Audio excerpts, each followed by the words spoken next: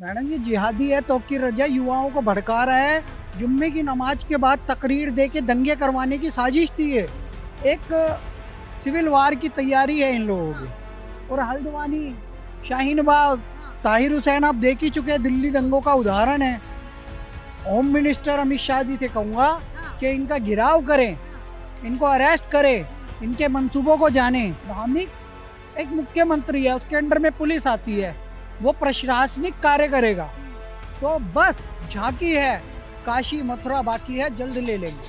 अगर देश को बचाना है, देश की भावी पीढ़ी को अच्छा उज्जवल भविष्य देना है, तो इन्हें रोकना टोकना बहुत जरूरी है। हल्द्वानी के हिंसा के बाद कहीं ना कहीं कल बरेली के अंदर भी हिंसा देखने को मिली। तौकीर रजा के बयान जिस तरीके से सामने आ रहे हैं, जनता क्या सोचती है? तौकीर रजा का बयान आपने सुना होगा, कैलाश के लिए उन्होंने कुछ जो बात कही उसके बारे में क्या? मैडम ये जिहादी है, तौकीर रजा युवाओं को भड़का रहा है।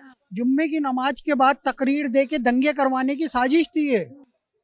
आप हल्द्वानी का इंसिडेंट जानते होंगे। रेलवे की जमीन पे इलीगल पहले तो बसावट हो रखी थी, उस पर सुप्रीम कोर्ट ने एक समय पे स्टे दिया था। लेकिन नैनीताल कोर्ट का डिसीजन है कि आप अवैध मदरसा, 100 करोड़ लगभग 1000 करोड़ की जमीन है, वो कुछ मदरसा अवैध मस्जिद चल रही है, नमाज अदा कर रहे हैं वहाँ। कोर्ट के डिसीजन पे प्रशासन जाता है, नगर निगम वहाँ जाता है, पुलिस वहाँ जाती है। मैंने पूरे बयान सुने, डीएम के भी मैंने पूरे बयान सुने हैं, उन घायल पुलिस कर्मियों के भी, कि कैसे उन्हें घेर के मारा गया है, कैसे क्षति पहुंचाई गई है सरकारी वाहनों को, और पुलिस का घेराव करके, पुलिस स्टेशन का घेराव करके एक नहीं जिस तरीके 2 लोग तो मर चुके हैं ना मैडम। और वहां पे शूट एट साइट के जब ऑर्डर आए तब उसके बाद शांत हुई आगजनी। ये प्रायोजित एक सिविल वार की तैयारी है इन लोगों की। और हल्द्वानी, शाहीन बाग, ताहिर हुसैन आप देख ही चुके हैं, दिल्ली दंगों का उदाहरण है। पिंजरा तोड़ उमर खालिद ने कहा था, शर्जील इमाम ने कहा था कि असम में हम बाधा डाल देंगे, असम लोग जा नहीं पाएंगे। तो ऐसे आतंकवादी, ये जो मुस्लिम आतंकवादी पनप रहे हैं देश में, चाहे वो तौकीर रजा हो, शर्जील इमाम हो, उमर खालिद हो, ताहिर हुसैन हो, चाहे जो भी हो, जो भड़का रहे हैं मुसलमानों को या देश में सिविल वार की तैयारी कर रहे हैं, तो मैं होम मिनिस्टर अमित शाह जी से कहूँगा कि इनका गिराव करें, इनको अरेस्ट करें, इनके मंसूबों को जानें। इनके कहीं ISIS से लिंक तो नहीं है, पाकिस्तान से लिंक तो नहीं है, कहीं ये गजवाए हिंद की स्क्रिप्ट पे वर्क तो नहीं कर रहे हैं, क्योंकि PFI को बैन कर दिया है। लेकिन इन भौंकने वाले लोगों को कब बैन किया जाएगा? मेरा आपके चैनल सौगंध टीवी के माध्यम से यही कहना है, आशा जी आप एक प्रामाणिक पत्रकार हो, आप अगर उस बयान को सुनेंगे तो वो कह रहे हैं सुप्रीम कोर्ट के डिसीजन की अवहेलना हो रही है। अरे भाई, जब कोर्ट के डिसीजन पे, जब वहां पे बुलडोजर पहुंचा है, काम हो रहा है, तुम धामी के ऊपर कैसे कर रहे हो? धामी एक मुख्यमंत्री है, उसके अंडर में पुलिस आती है, वो प्रशासनिक कार्य करेगा। लेकिन ऑर्डर किसका है, निर्देश किसका है? निर्देश तो नैनीताल कोर्ट का है ना। डिस्ट्रिक्ट नैनीताल में आता है हल्द्वानी, तो नैनीताल कोर्ट के डिसीजन पे अगर कोई कार्रवाई होगी, तुम उसे धामी पे थोप दोगे, क्योंकि वहाँ यूनिफॉर्म सिविल कोड पास हो गया है। समान नागरिक संहिता का विरोध है मैडम, विरोध है राम मंदिर का, विरोध है ज्ञान वापी का।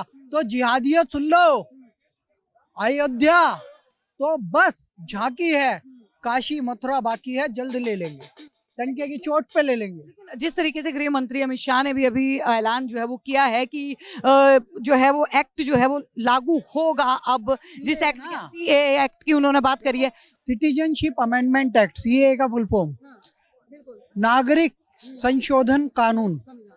नागरिक संशोधन का मतलब क्या है?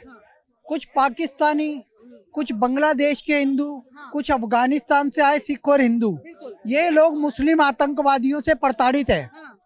जो वहाँ पे मुस्लिम आतंकवादी रहते हैं पाकिस्तान में, जिहादी जो रहते हैं इस्लामिक आतंकवादी, वो लोग इनका प्रताड़ना करते हैं, फिर वो मजबूरन यहाँ पे आके रहने लगते हैं। अब यहाँ पे आके वो अपनी झुग्गी बस्ती में रह रहे हैं, वीजा लगवा के आते हैं धार्मिक। तो उन लोगों को अगर भारत की नागरिकता मिल जाएगी तो यहाँ पे वो राशन पा सकेंगे, वो यहाँ पे नौकरियां ले सकेंगे, काम धंधा कर सकेंगे। नहीं तो वहाँ तो वो मारे जाएंगे, नहीं तो उन्हें कन्वर्ट होना पड़ेगा। एक मुसलमान दुश्मन और खड़ा हो जाएगा हमारा। पाकिस्तान में जो भी कन्वर्ट हुआ वो मुस्लिम दुश्मन हो गया ना हमारा।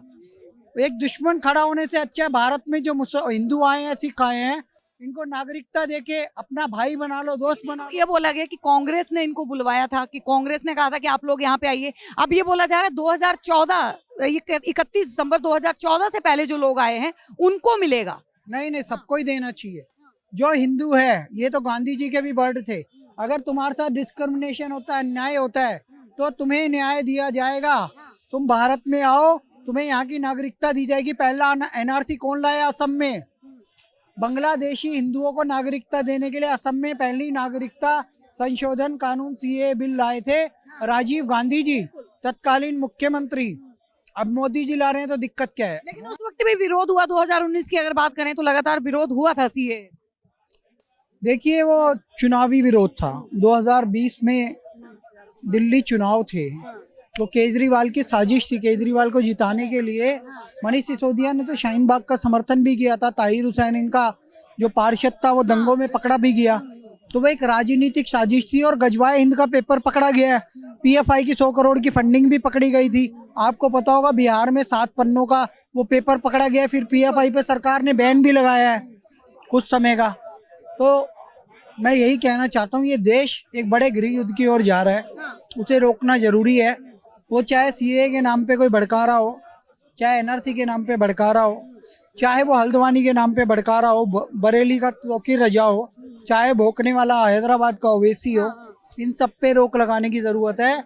अगर देश को बचाना है, देश की भावी पीढ़ी को अच्छा उज्जवल भविष्य देना है, तो इन्हें रोकना टोकना बहुत जरूरी है। बहुत बहुत धन्यवाद। तो देखिए, लगातार हल्द्वानी की हिंसा और उसके बाद जो है बरेली में जो हिंसा देखने को मिली, उसके बाद कहीं ना कहीं जनता को एक साफ तौर पे संदेश जो है वो दिया गया है।